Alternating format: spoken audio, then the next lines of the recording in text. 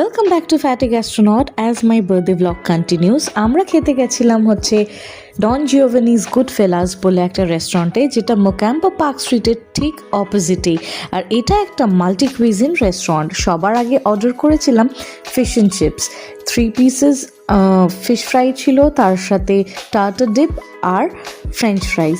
And fish ফ্রাইটা বেশ crispy ছিল। তারপরেই অর্ডার করে নিয়েছিলাম baked fish with garlic bread. আর মেন কোর্সে নিয়ে নিয়েছিলাম হচ্ছে এগ ফ্রাইড রাইস আর গার্লিক চিকেন।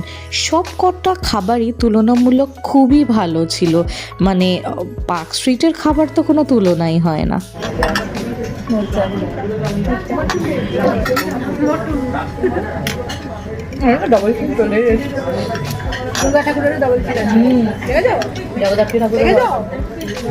লাঞ্চ সারার পর আমরা মোক্যাম্বোর ফুট দিয়ে যখন হাঁটছিলাম, তখন একটা দুর্দান্ত জিনিস কানে এলো।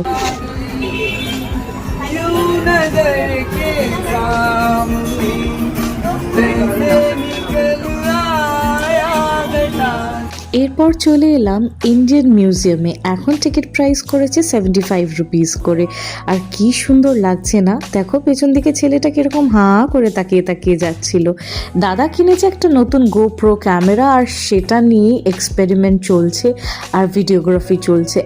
এই মিউজিয়ামে এসেছি অনেক বছর পর, আর যখন ওটা স্পেশাল ডেতে এসেছি আরও যেন ব্যাপারটা জমজমাটি লাগছে, তাও আবার সানডেতে। ভিড়টাও বেশ মোটামুটি ছিল, আর এতগুলো সেগমেন্টস খোলা হয়েছে যে দেখতে দেখতে শেষ আর হচ্ছিল না।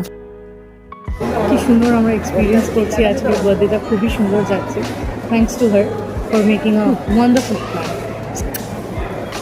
আমাদের প্ল্যান ছিল হচ্ছে ভিক্টোরিয়া যাওয়ার।